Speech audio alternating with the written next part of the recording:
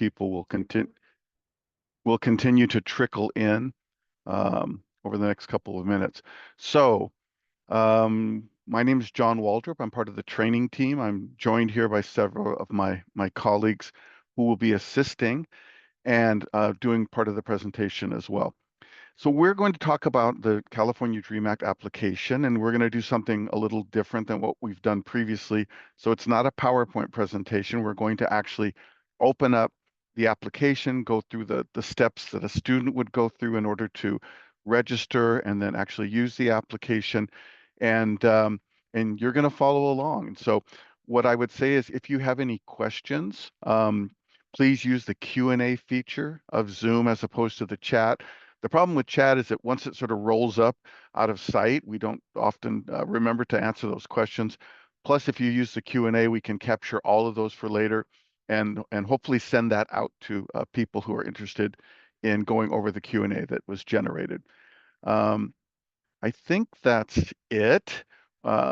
If you have any, so obviously there's no PowerPoint or PDF that we're going to send out because we're doing this in sort of a live environment. I do want to point out that we're using a testing environment. So if you look up there and you see the address, that's not accurate for you or for anyone who's using the California Dream Act application. So you can get to the application itself.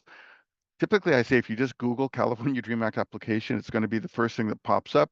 You can also go onto the CSAC website and link to it that way. There's a number of different ways. So it's not difficult to find. And when in fact you find it, it looks like this. So I'm going to lose my video because I find it distracting. But I do want to make sure that the audio is okay. So if some of the participants could tell me if you could hear me okay. John, you sound great. You have a face for radio. Yeah, okay. It's fair. Okay. All right. Excellent. I'm getting a lot of thumbs up. So that's what I like, that affirmation. All right. So thank you guys very much. So we're going to go ahead and continue on. Like I said, I'm going to lose my video here in a second because, as I mentioned, I find it distracting. So let me lose this. And let me close this.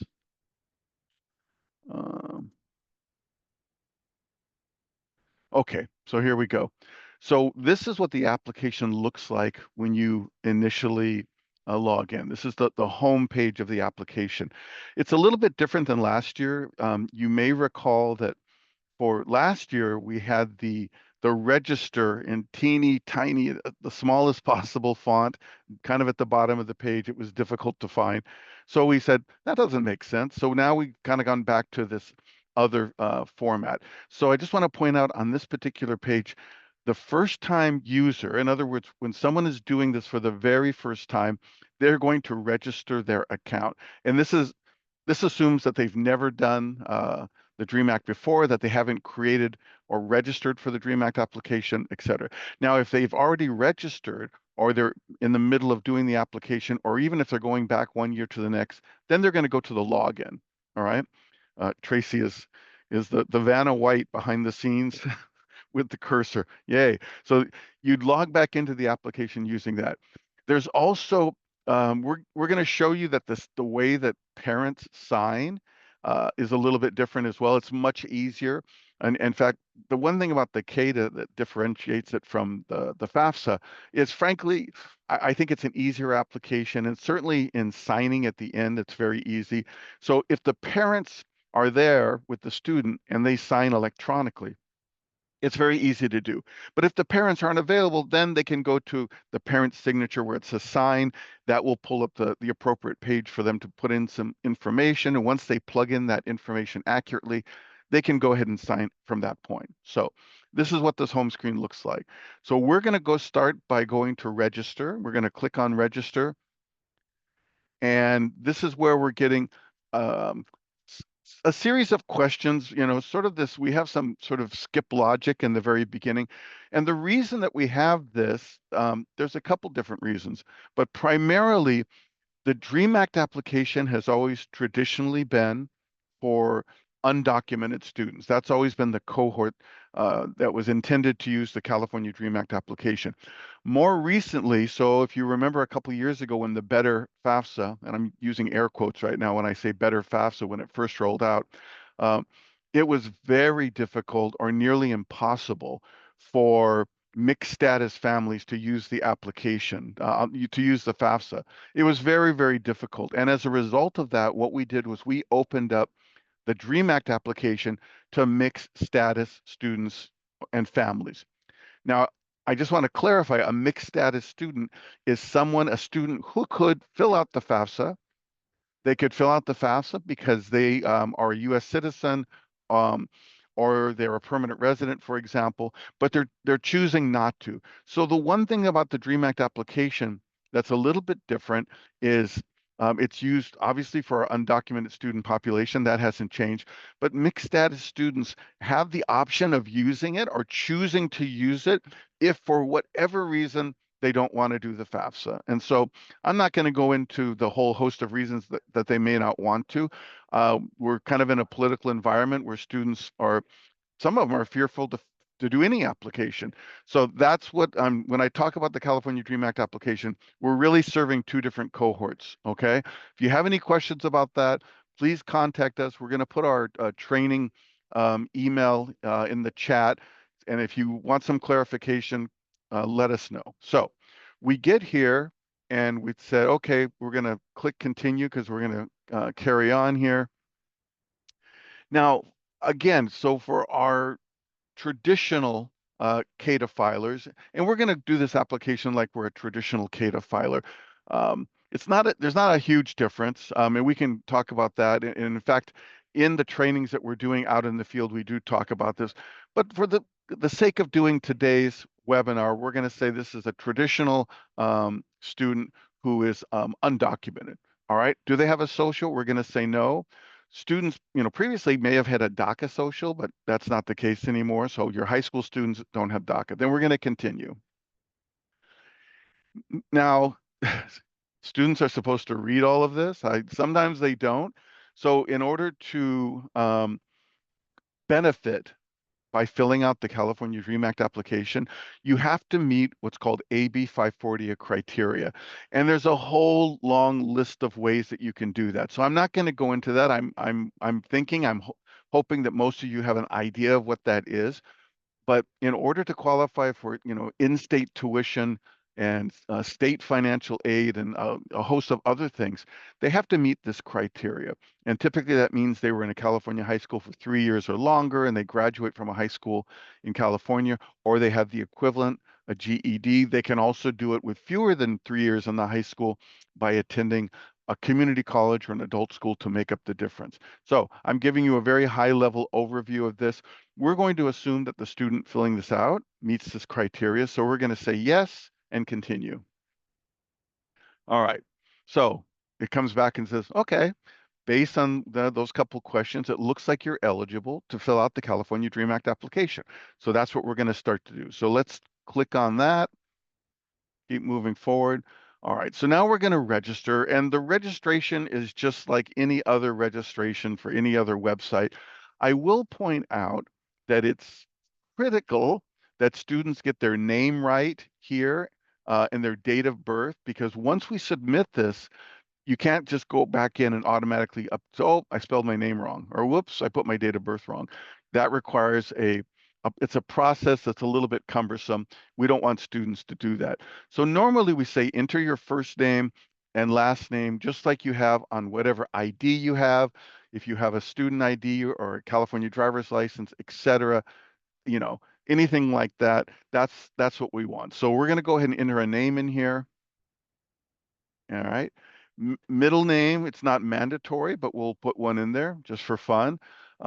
Now, the other thing you're going to notice here, you see the help and hints box. It's automatically turned on for the first section of the application. And the help and hints, basically for most of the questions, will pop up and say, hey, entering your last name, here's some details you should know. Here's some information you should know. Here's something that may help you, do this. Now we don't have to have this open. In fact, I think we'll probably turn it off now. But just so you know that when you start, that's going to be open. If you're helping a student and you don't want to use that, I helped a couple students or three students last night fill out this application.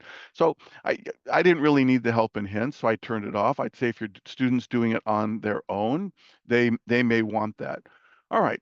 So we're putting the first name, middle name, last name. Remember, anything with a red asterisk is mandatory. We're also going to put in the date of birth, and then we're going to do the user ID. So you have to have something that's 8 characters, and let's if and in fact if we turn on the helps and hint again, I just asked, or we click, yeah, it doesn't have a little icon. All right, so click in. Does it give us that? All right. Not very helpful. All right. So you have to put in the username. The username has to be unique. Another student in the state of California can't have that username. And if it is accepted, it's going to be green. It's going to say great. But if it's not, it's going to say username is unavailable. So what that means is we have to try again with a different name.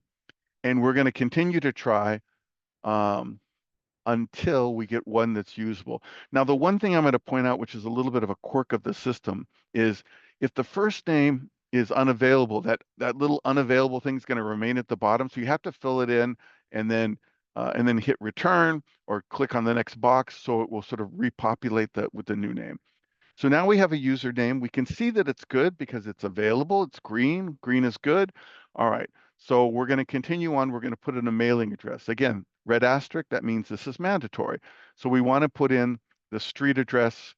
This is student information, remember, where the student lives, and so on and so forth. So we'll put the city, the state, the zip code. These are all required fields. So we'll plug these in as we go. Okay. Um, you'll notice that phone number is not required, but it's uh, highly suggested that students put in their phone number. In fact, the process is a lot easier if the student has their phone, and especially if they're able to check their email. So we plug in the phone number. Um, we're going to plug in an email address. This is critical. If you're helping high school students especially, remind them not to use a school or school district related email because they're going to graduate and they're going to lose that email. It's going to go away. So use a Gmail, for example, or a Yahoo or an Outlook or whatever. Or if you're 100 years old, AOL, you remember that, right? With the screechy startup. All right, you're going to plug that in, and then we're going to continue. We're going to verify that. So we want to make sure that these match. All right, and they match. So now we click I'm not a robot. And then, of course, we get this fun thing.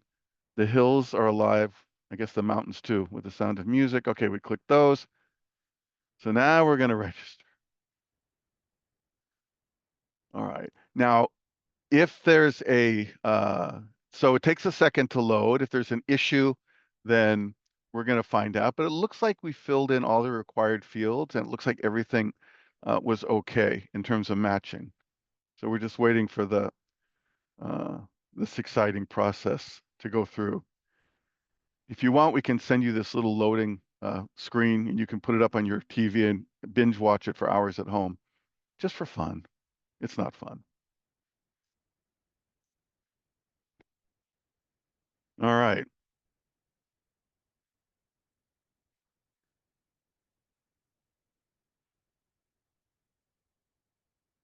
Okay, so you'll see now we'll get this. It'll say application and process.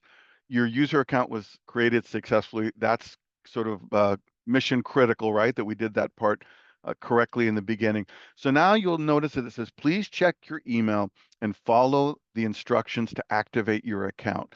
So you need to tell students as they do this, they need to have their email available either on their phone um, or in another window or whatever. So what happens now is this is where we're going to create the password. You remember when we filled out the initial registration, we only picked a username. We didn't pick a password. So now this is where we're going to enter in the correct password. The instructions say 6 to 24 characters, at least one uppercase letter and one lowercase letter, and a number and one or more characters from this list. All right. So, but you cannot have all three characters in any order. Anyway, it gives you the idea. So we've plugged this in. Now we're going to see if they match. Okay. So we changed, it says it changed your password. Technically, we didn't change our password because we didn't really have a password, but that's part of the process. We did the username. Great. We opened our email and we did this, and now we're going to go back to the application. Okay. So now at this point, what we're going to do, we've already registered. We know we've done that correctly, right? Hey, just a reminder, if you have any questions, feel free to use the Q&A. We got people standing by who can answer those questions. All right. So now we're going to actually log in. So we've gone back to the initial page. We're going to log in. We're going to put our username that we created. We're going to put the password that we created. So, and again, we're in a test environment, so um, doesn't really matter what we use. And now the fun part. The DREAM Act application uses two-factor verification or authorization. So meaning that every single time you log in, right, it's going to send you an email that says, hey, here's the code in order for you to continue. So if they log out or they save the application, then what's going to happen is you're going to log back in and it's going to ask you that same thing. That's why if you're doing any kind of financial aid night or you're helping students, say, hey, make sure you bring your phones, make sure you have, your email that's accessible. All right. Here's my favorite part of the application. Oh man, these challenge questions. So it's not really my favorite part. It may be my least favorite part. So there's three challenge questions. You notice there's a drop down for each one of them. So if you click the drop down, you have some different options. Um, let's be honest, they're all kind of horrible. They're they're better than they used to be. All right. But we used to have one that said, hey, do you remember like you're filling this in for your parent. Who did your mom first kiss? And so that got made for some super awkward times at Cash for College events. We got rid of that. But the student has to go in and pick one of these questions. So let's just pick anyone. What's your favorite book? All right. So let's say you're a big Stephen King fan and your favorite book is The Stand. Any Stephen King fans? All right.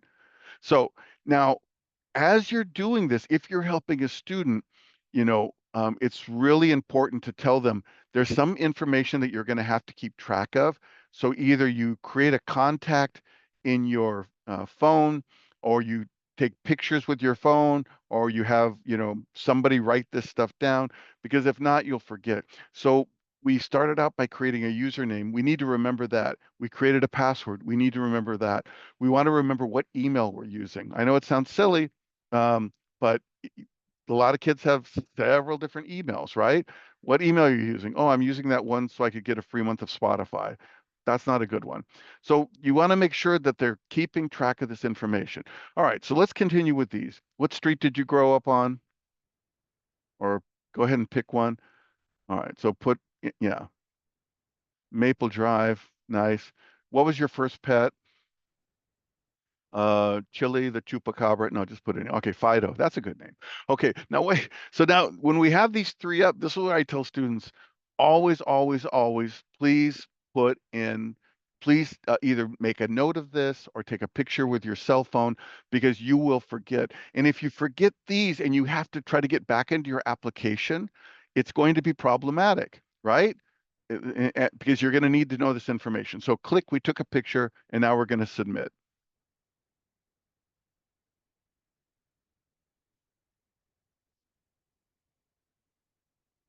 Okay, so now we're going to start. Now you'll notice that there's two academic years. We have the current academic year that we're in, but if this is for a high school senior, then really it's the 26-27 school year. And that is because they're going to be starting college, and that's the year that they'll be at college. That's the academic year that we're doing the application for. Students get easily confused. They go, oh, well, 25, 26, I'm in school right now. I'm going to graduate. Yeah, that's not it. High school seniors would do 26, 27, or anyone who's filling out this application for this upcoming academic year, not for the academic year that we're currently in. So we're going to hit 26, 27. Do we want to continue? Yes, we do. Okay. So you're going to encourage the student to read this information. They're not going to read this information, but it's okay. Say, hey, just look at it for a minute. Make me feel better about this process. So they should read through. Actually, it's really helpful. So, but we're going to say we've read through it and we're going to click OK. Now, let's just take a look at this page. You're going to notice some things, right? So we have the main sections up here: student, spouse, parent, other parent, etc., and then signing. And you'll notice, and it's hard to miss, these giant red exclamation marks, right? They're giant, they're red, you can't miss them. And the reason we have those is because we want these to turn into beautiful green check marks. So as students fill out section by section, both the main sections and then you see the subsections below that, personal identifiers, we want those red exclamation marks to go away. If a student calls you and says, I don't know what's going on, I'm filling out this application, it's not letting me sign, tell them, do you see any big red exclamation points, right? Do you see anything like that on the screen? So if you do, then there's a problem. So we're going to start and we're going to put in the basic information. You notice that it's pre-populated with the information that we used in the registration process. All right. There's a place here for social security number or I-10. Again, this is for a traditional student, so we're not going to put this in. We're going to assume that they don't have that. Um, if it's there's a kind of a different pathway for mixed status families. They will provide that information. We're not going to worry about that right now. So we're going to say, yep, that's right, that's right, that's right. Let's go. Let's continue. So as of today, what is your citizenship status? Again, we're assuming that this is the traditional student who is undocumented, who doesn't have a non-immigrant visa that's current. So we have three options here. So for this student, we're going to say neither citizen nor eligible non-citizen because they're just truly undocumented. All right. There's help and hints. You can look at those notes. Now, as of today, do you have a U visa? Not a lot of students are going to have a U visa. Um, it's for it's a U visa is for victims of certain types of crime, and they may be in the process of some sort of investigation or working with law enforcement. Again, not very typical. Most students are not going to have it, but you want to make sure that they don't. So we're going to say this student does not have that. We're going to click no, and then we're going to continue. All right. Again, some of this information is pre-populated. Um, we have a thing that says, would you like to receive text messages from CSAC? And every student who reads this says, that sounds like a good time. Yes, please sign me up. I can hardly wait. And they get very excited. They click yes. Then we go down. Again, all of this was entered in previously, so it will just automatically populate these different sections. All right, let's hit next. Okay. So what is your gender or the gender you identify with? So they're a little bit different than the FAFSA, which has gone back to a more simplified version. So we're going to put that our student is female and identifies as female. Now, for all of these questions, notice that there's a prefer not to answer. So if a student is uncomfortable answering this question or they're not even sure how they feel, they want to, they can put prefer not to answer. So not a huge deal. But we're going to say female for the sake of argument for this particular student. All right. Again, these questions are mandatory, and these are really more for the purposes of statistical information that we can generate, right? It doesn't impact aid, it doesn't impact, anything. It's really just used for research purposes so we can see where we may need to target um, and send out more help or different languages that we need to have available for things. So again, if the student doesn't want to answer, they can put prefer not to answer. And they can just leave it at that. Otherwise, they can pick one and do it. So let's continue. So what is the primary language spoken at home? There's a whole list. Again, let's, for the sake of argument, say it's, just pick one. Let's pick one. Okay, nice. All right. So Tina's apparently from the Philippines, or at least her family is. So that's the language that they speak at home. Excellent. Now, what state do you live in? We're going to assume and hope that they live in California. All right. And then here's the other thing that's important. This is when did you begin to live in California? So not when you started school in California, not when, how long have you been in the state, right? Now, if a student has, um, this student probably hasn't lived here since birth because that would mean they'd probably be a FAFSA filer. But we're going to say for the sake of argument that this student has been here since January of 2015. So they've been here, 10 years approximately.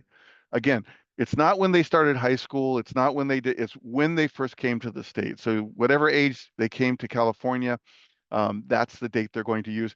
If they're not 100% sure, if they get the year right, if it was 8, 9, 10, 12 years ago, you know, it's not mission critical that it be perfect. You just want to make the best guess estimate if you're not sure. Otherwise, if you know precisely, then you want to put that information in there. Okay, so what is the marital status? We're going to say this is a high school student. Um, and single, never married, but you see there's different options. We'll get these same options when we start talking about the parents. Okay, so go ahead and click that. Now, I want to point out something at the top. Suddenly, the spouse, you see the spouse up above is now with the green check mark. It's because we're going to skip completely over that section because the student has indicated that they're single, never married, and so there's no spouse. So therefore, there's no spouse information. Sometimes that'll happen with certain sections, right? For example, other parent could be one, parent could be. So that's another one that you could see the information. Parent, we have to provide information if it's available. Okay, let's continue. So at the start of the 26-27 academic year, which will be the first year in college, what will be your grade level in college? Okay, so this has been, sometimes students are thinking about their aspirations as opposed to the reality of their situation. So sometimes a student will say, oh, I'm going to be a PhD in marine biology. Okay, that's great, but right now you're a 17-year-old who's getting ready to graduate from high school. You're not there yet. So when you start in college, you're going to be a first-year freshman, right? Typically, you're going to graduate from high school, you're going to start college. And even if you're dually enrolled and we're going to put first year freshman. If you're a high school graduate, that's what we're going to go with. All right. Will you have earned your first bachelor's degree by the start of 26-27? And the answer is no. And it has to be no, because if it's yes, then you're not going to be eligible for a Cal grant, right? Um, Sometimes with international students, they go, oh, yeah, I have a bachelor's. But what they're talking about is really not the equivalent of a bachelor's at a university in the United States. So you want to make sure that they're answering that correctly. So for Tina, no worries. We're going to leave it like that. Okay, now we're getting into special circumstances. And the reason that we're looking at these questions is because we want to determine if the student is dependent or independent. Most students who are in high school, graduating from high school, living with a parent or parents is a dependent student. In other words, they're dependent upon their parents for a place to live and support, etc. That's the norm. But there's some exceptions to that. So as you go through these questions, remember we're talking about 17-year-old Tina, probably not a veteran of the armed forces. Um, Probably doesn't have children. I mean, I'm making an assumption. We're going to say, no, no children. Um, hasn't been an orphan, not living. So again, I don't know the answer to these questions. We're going to assume for the sake of argument that none of these really apply to this particular student. That's not to say that you may be working with a student and they've said, yeah, I was in foster care for, these X number of years, or some other situation. But for now, we've gone through, we've looked at each one, and it's pretty clear that our student doesn't match any of those. So we're just going to click none of the above and continue. All right. Here's another question about homelessness. So again, if you were unaccompanied and homeless, those two things go together. So that means you were not in the physical custody of a parent or guardian, and you didn't have a place to live.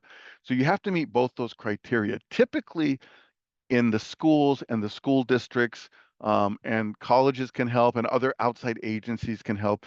If a student is truly homeless, then the person in that school district or that school can attest to that. And they can say, yes, we've kind of verified that information. We're going to say Tina has been living with a parent or parents, so we're going to say no and click next. Okay. Do you have circumstances that prevent you from contacting your parents or that would pose a risk to you? Again, there are circumstances where there's no contact with the parents, but it's because, um, the parents are deceased or have left or have whatever. So this is different than living in a threatening environment. So you want to make sure that you're making the distinction. So if you have no contact with the parents, then, that's one thing.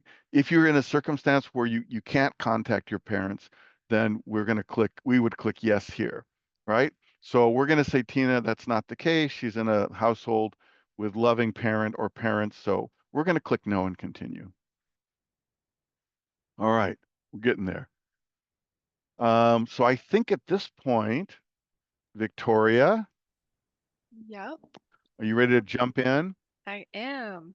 All right. Our So I thank you guys for being here. I'm kind of done with my part. Victoria, my colleague, is going to pick this up from this particular section. I'm going to encourage you to continue to ask questions using the Q&A feature, and thanks to Tracy for driving behind the scenes, the unsung hero. So let me get out of Dodge here, and Victoria, go ahead and do your thing. All right, thank you, John. We are in the office right now, so it's a little more difficult for me to have a camera on. But welcome, everyone. Thank you for being here today. Thank you so much, John, for going through the registration process. Hopefully, this has been helpful. This is the first time we're doing it through Zoom in our testing environment. And thank you so much, Tracy. She's my cubicle neighbor, so she's been doing a great job driving through the test environment. So we will keep going. This is still the student section, so the student will continue, and we ask about the parent education status. So for this question, we can just indicate, we'll say for Tina, one or both parents completed college, and then we'll just click next. And now she'll be entering her high school information. So what will your high school completion status be? And we are answering this as what it will be in the upcoming school year. So your seniors right now, obviously they're still working toward high school completion, but what is it going to be at the beginning of 2026-27 school year? So for Tina, we'll say she is working toward her high school diploma, and then if she knows her SSID, she can enter it, but it is not a required field, so students can skip it if they don't know it. Now, for the entering the high school, so they can search for their high school, you can put in the name, the state, and city, and then click search.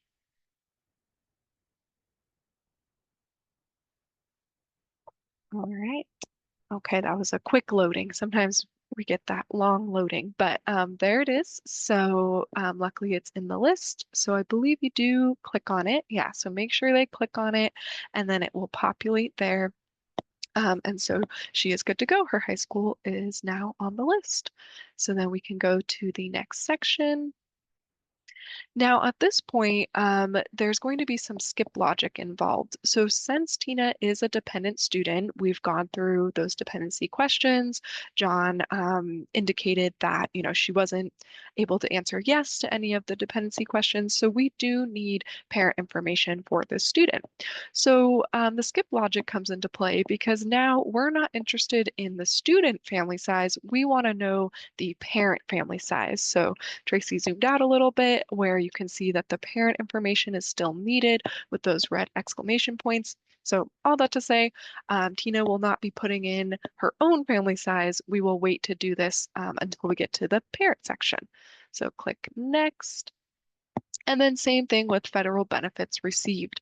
So we will have Tina answer this when we get to the parent section, and it's asking about anyone in the parent's family receiving federal benefits. Now, if Tina was independent and she was independent for financial aid purposes, then she would be answering these questions and we wouldn't be having it in the parent sections.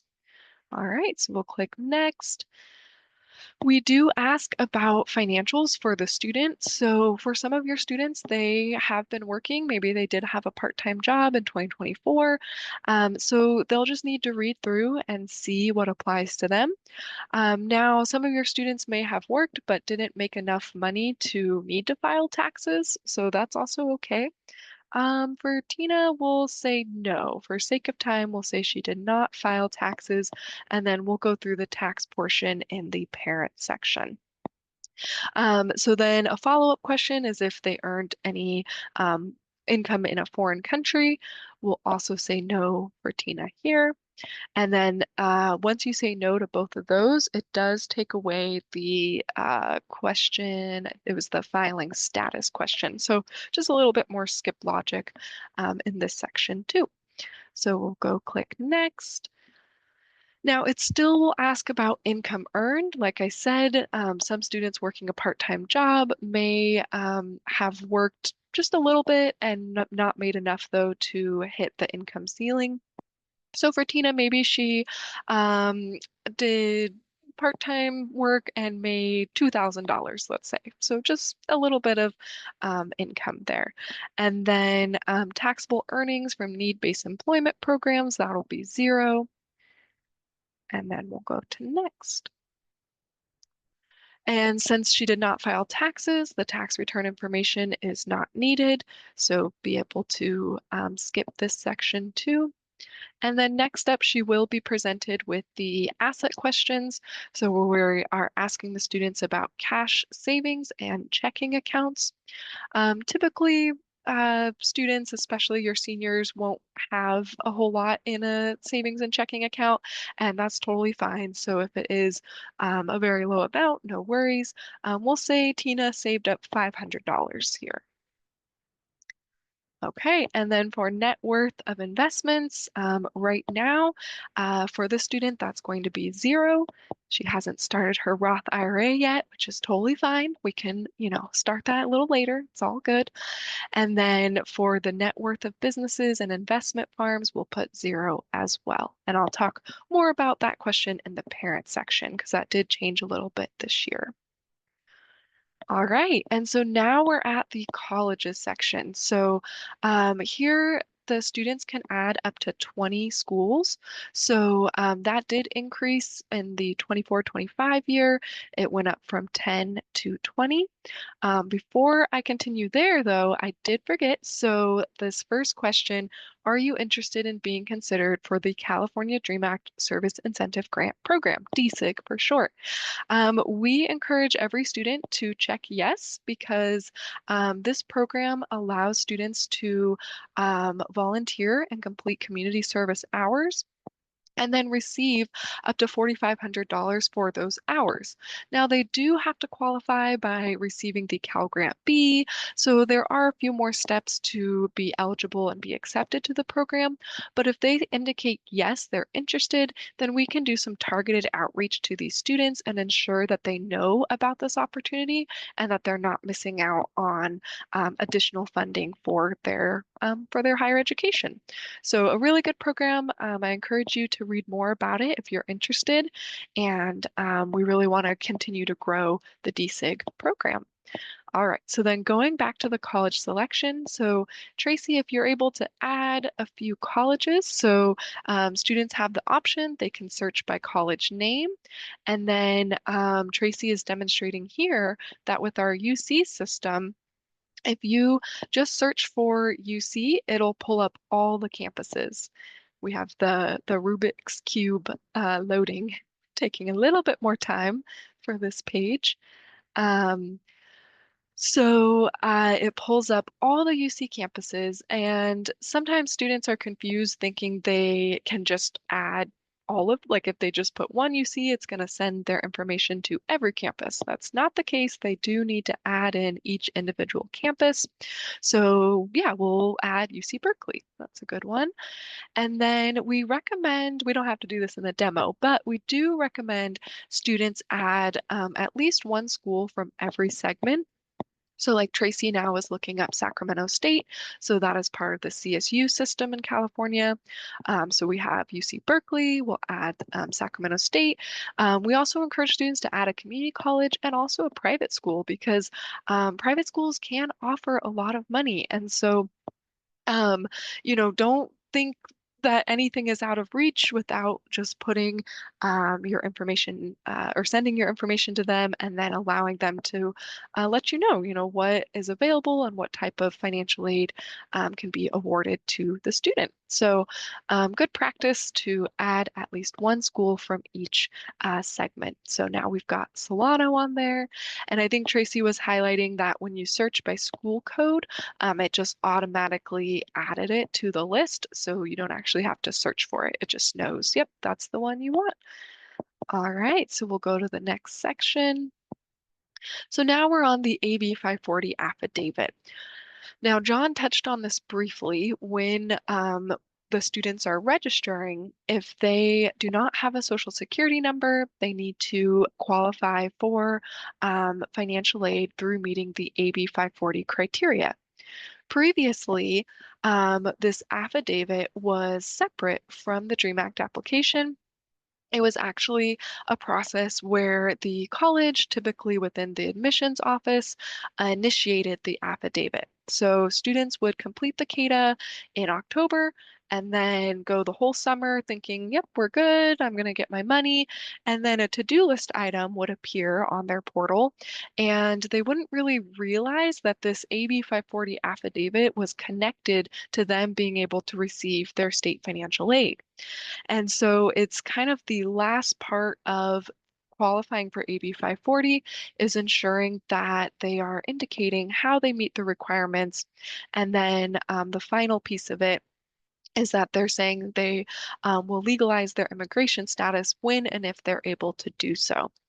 So now, through a different assembly bill, actually called AB 1540, we were asked to embed the affidavit within the DREAM Act application, and then we provide the students' answers to the colleges, so then the colleges can continue with their process of verifying eligibility and confirming. Now, AB 540 is not just used for in-state or for state financial aid, it's also used to determine if the student qualifies for in-state tuition. Yeah, the non-resident tuition exemption.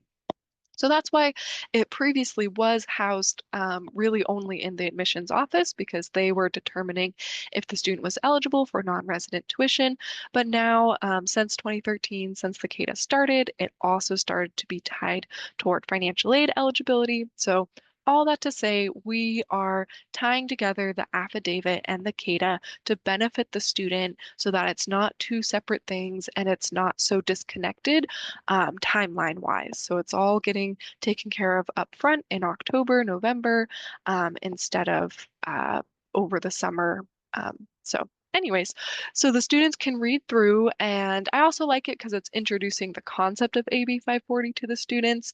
And so they will indicate how they're meeting these requirements. Now, once again, for your high school seniors, if you work with seniors, you can answer, or they can answer these questions for what their attendance requirements or and graduation requirements will be when they start school next fall. So make sure they're including the rest of their senior year for these requirements. So the first one is graduation and transfer requirement.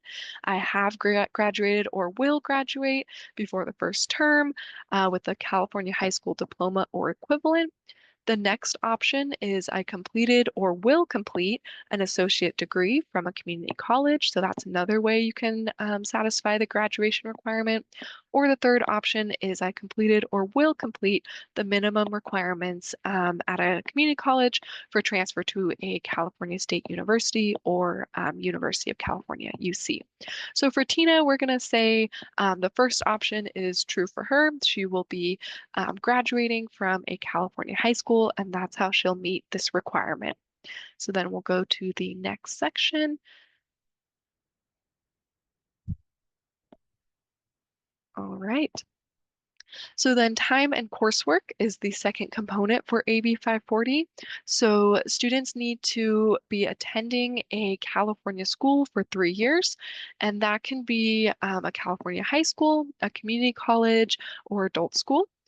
Now, if you have a student who is super accelerated and they are completing 3 years of high school coursework, but within 2 years, so they are just on a fast track and graduating within 2 years, then they can utilize time at an elementary school or middle school to meet that 3 years of physical attendance at a California school. So that might be a more, niche population that you have, but it's an option.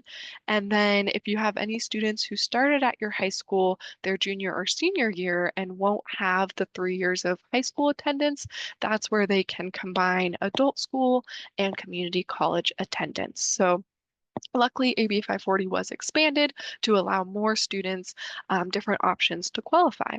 So for Tina, though, we will pick the first option. I have 3 years of attendance, and then go to the next part. So then the student does need to add which schools they have attended to meet the AB 540 requirements.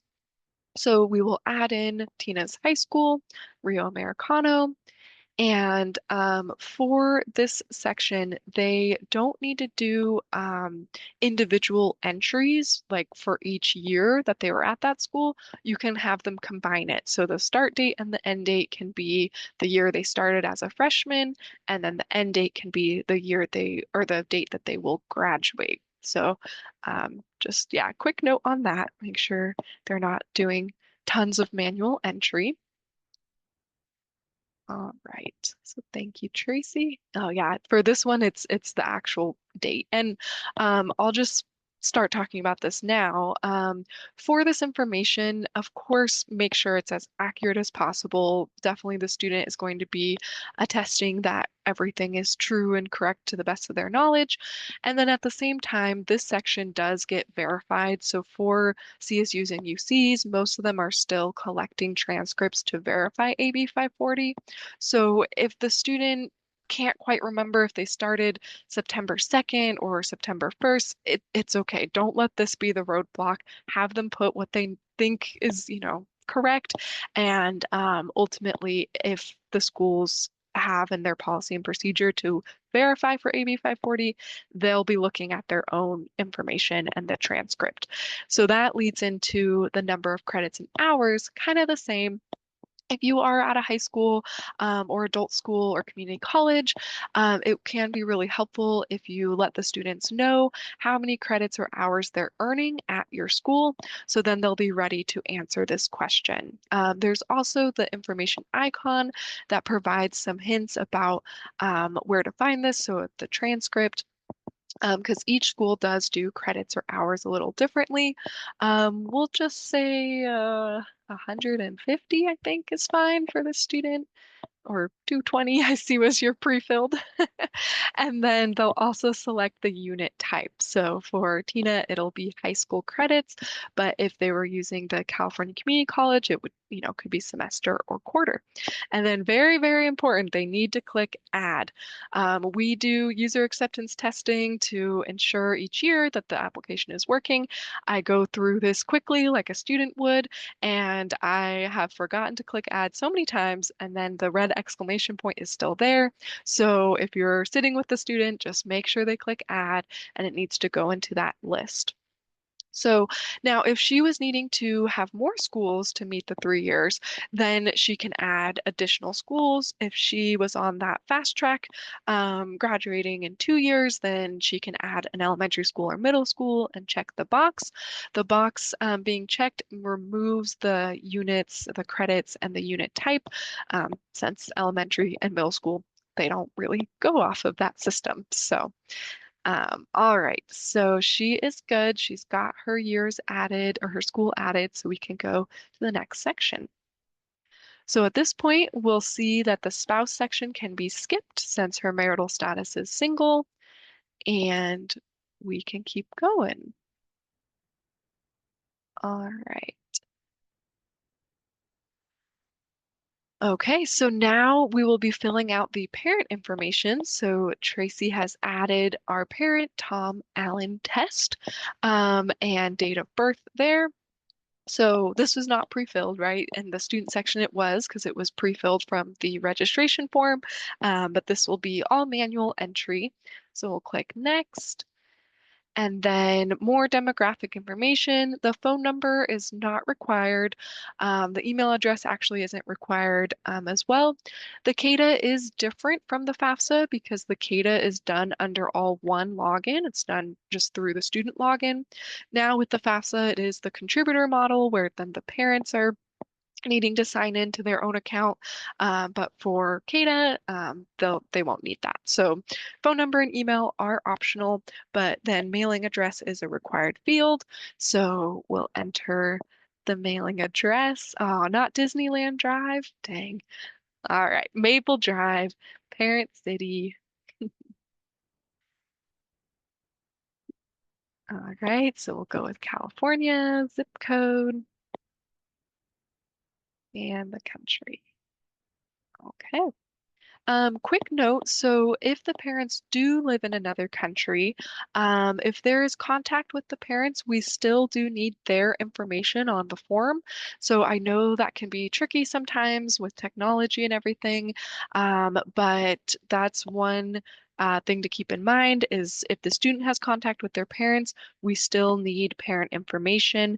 And so definitely reach out to us if you're having any difficulty with that. But this is where they'll indicate wherever they do live. All right, so we'll go to next. Oh, yes, and thank you for pointing that out, Tracy. For state, if they're in another country, they will indicate foreign country. All right, and now for parents' marital status as of today, we will select, let's do never married. And that will highlight how now the other parent section has turned to green. So there's the green check mark there, and then we'll continue. In what state does your parent live? We'll stick with California. When did your parents start living in California? Enter. All right, so same as when the student started living here. How many people are in your parents' household? So the help and hints can be definitely helpful because sometimes it gets a little confusing on who is counted.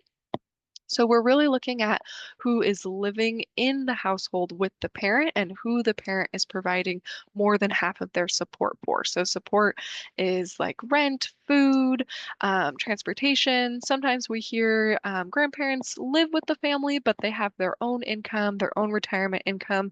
So they wouldn't necessarily be included in the parent's household. But each situation is different. So the student and the parent can read through the help and hints and then determine. So we'll say that Tina has a younger brother. So it will be her, her brother, and her parent. So three. And then for number in college, it'll just be Tina. So we'll put one for college. Okay. Then we'll click next. This is where the federal benefits received will show up since we did not have it in the student section. It's going to be asking about the parent's household. So you may be familiar with this, but we are mirroring this off of the FAFSA question. So it does look similar in the sense that it is asking about some of the federal programs. So if they are not receiving those programs, they'll just leave the checkbox blank. But if they are receiving anything, then they can indicate that here. For this situation, we'll just say none of the above. And this doesn't impact any like eligibility, like it's not being reported anywhere. So it is, just housed within our information system. And so they can answer, uh, you know, fully and honestly. It won't impact any of their eligibility or other benefits. All right, so then click next. So now we'll walk through what the tax return looks like. So for the parent, we will say that they did file. So yes, they filed a 2024 tax return. And this is where the wording can be confusing. So if you are helping a family, just with all the tax questions, we have seen it a lot, but this could be their first time reading what this even means. So just helping them understand that a Form 1040 is their tax return. And then what is or will be your parents' filing status? So they can click the drop down and select which filing status they did. We'll do head of household and then click next. And then I want to showcase for the tax section, the information icon, when you click on it, it does have a screenshot of the tax return with a red box around the line item. Now, if you click on it, it will actually open up in a separate tab and then you can zoom in. So it is a little small. We did make the decision to have the full page there on the screenshot so that you can see visually where it's located. But of course, then we lose out on some of the zoom in part. But luckily, our developers were able to have the click to a separate tab and you can zoom in there. All right, thank you, Tracy. So then we'll just say income earned, we'll do 60,000, just do some simple numbers. The earnings from need-based employment, we'll do 0. This is I've never seen it, but if you do come across, then you'll be able to help them put in the correct number. Yeah, if you see the and then parents' tax exempt interest income. Once again, you can open up the information icon if you're needing to see where to find that. So it's the line 2A. So we'll put 0 for this parent and then untaxed portions of IRA distributions. Um, and yeah, so really you're just going to be looking at the parent situation, helping them with their tax return if needed. And then we're just going to put all zeros for this just for time's sake. I know we're at 2:30 and I want to get through everything. All right. Oh, and then for adjusted gross income though, we will put 60,000. And now, the last question here, your parents' income tax paid. This trips up a lot of people, I think, because the word income is in there. So some parents and students will put the same amount as their AGI as their income tax paid, but that's not right. We will actually have a comment code, an error code when they submit because our system is flagging it, saying that's really weird that you earned the same amount of money that you paid in taxes. So we do have them go back and review that. So once again, they can open up the icon and see where to find the tax paid amount. And it even says there in bold, income tax amount should not be the same as AGI. So we'll put that this parent paid no tax pro, I don't know, $6,000. Is that reasonable? Okay, don't quote me on my taxes here. All right, so then we can go to the next section. So a few more questions since this parent is a tax filer. It's asking if they earned the income tax credit, the EITC. We will say no for this parent. And then IRA deductions and payments to self-employed SEP simple and qualified plans, we'll say 0. And then for education credits, we'll say 0 as well. And then did your parent file a schedule? So for the schedules, if they did not file any of these schedules, or maybe they have one but not any of the others, it'll just be included. So if you're looking through their tax return and you don't see any schedules, it means they didn't need it, they didn't file it. But if you do see one, then that's where you can indicate yes. But so for, yeah, this parent, no. For Schedule C, that's looking at business income. We'll put 0. And then college grants, scholarships, we'll put 0. A lot of these questions are just not going to be applicable. And that's where when the student and families are sitting in the cash for college, it can be really helpful because you can help streamline the process for them instead of having them have to read word for word and figure out if it applies to their situation. But anyways, yeah, we're used to these questions, but they're seeing it for the first time. Amount of foreign earned income exclusion, we'll put 0 for this question as well. So we'll go to next. Okay, so I wanted to talk a little bit more about this section in the parent information. So this is the asset questions again. So the parent will have one additional question. It's asking about the amount of child support that they received in the last calendar year. So make sure that if they are including a number here, that it's the child support received and not the child support paid.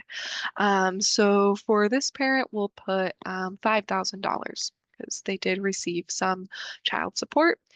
And then the total cash savings and checking accounts. This is on the day that they're completing the application. So all of the tax information is from 2024 for this 26-27 application. But for the assets, it's as of the day the application is being filed. So we'll put that this parent has $2,000 in savings. And then for net worth of investments, once again, we'll just put 0 for this family because you can also click into the information icon here and you want to make sure that the family is not including the home that they live in. And then also to exclude, they don't want to include retirement plans, um, and yeah, you can just make sure you read through the details there because every family situation is different, and you don't want the family to include assets that should not be included, and then it counts against them, and they aren't eligible for certain aid because of that. So just always good on that question to really read through.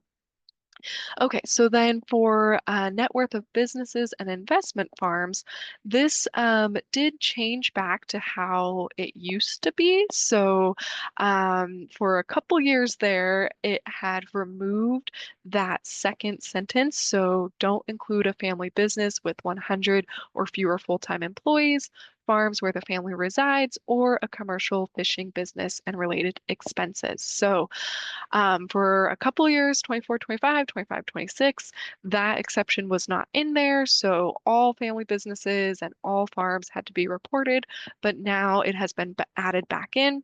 So if you're working with a student and they have a small family business, then they are not including that net worth.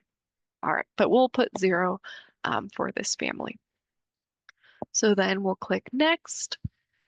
And the other parent is not required. Now, if they were, it would be very similar to the parent section. So it would be asking about the taxes and the demographic information, but for the student, it's not required. So we'll keep going.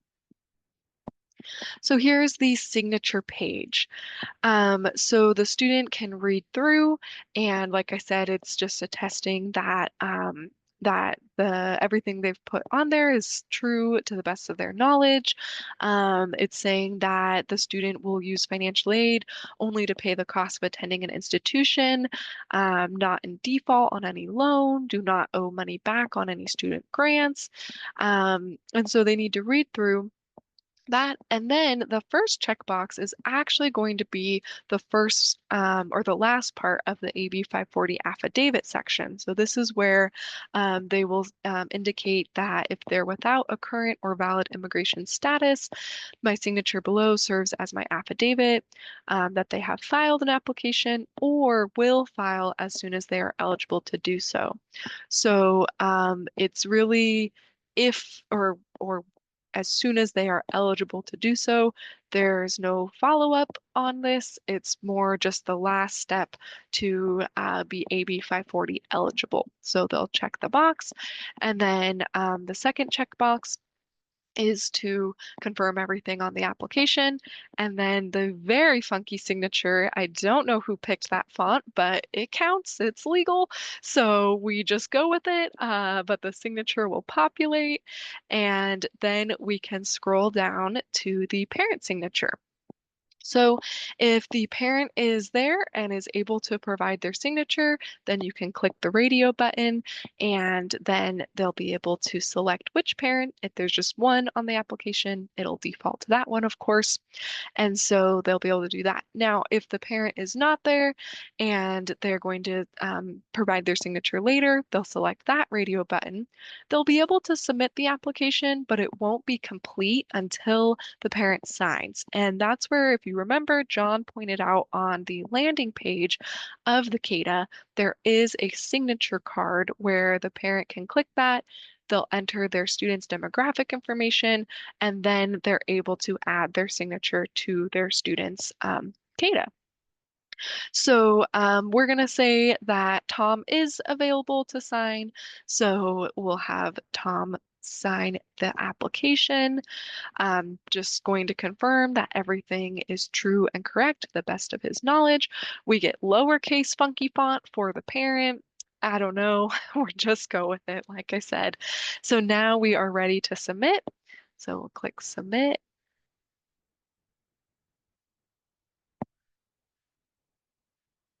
And then we are almost done.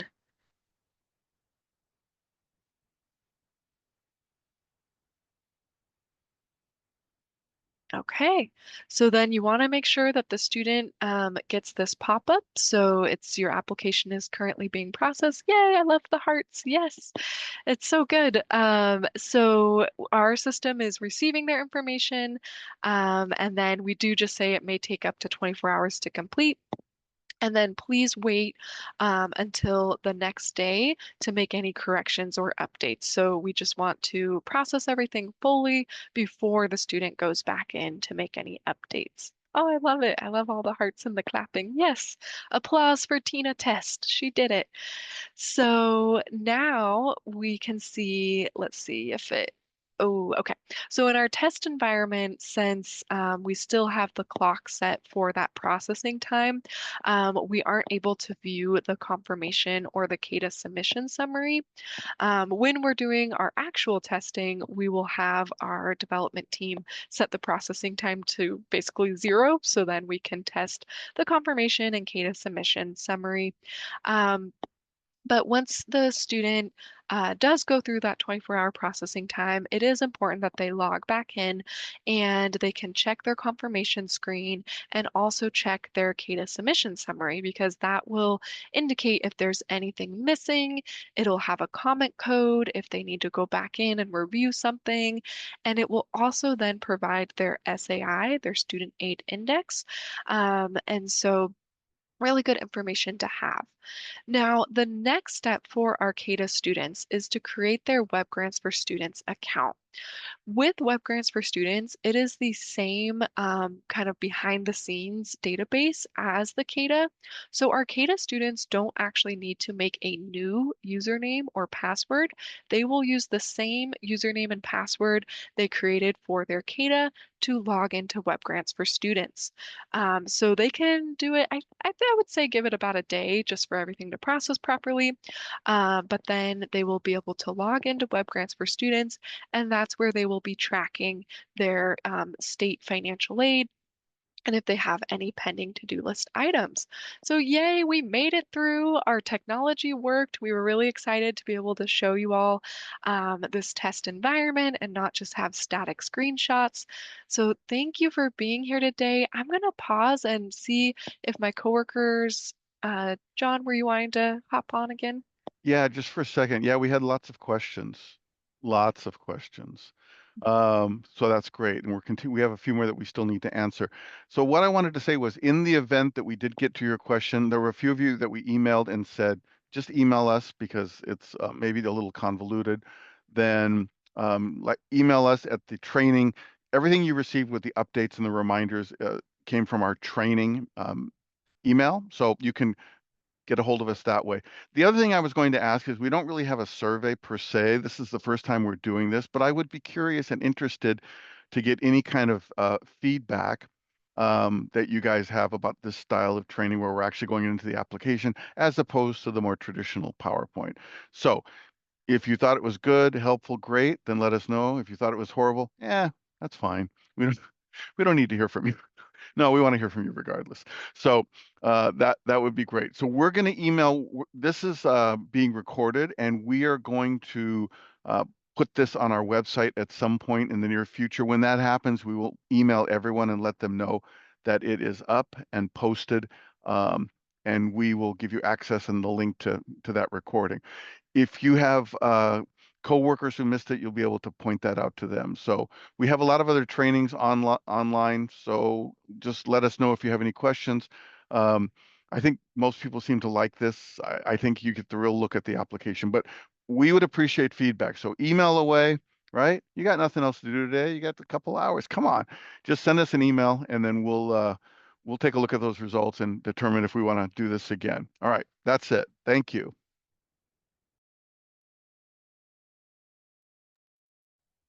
All right, thank you so much, John.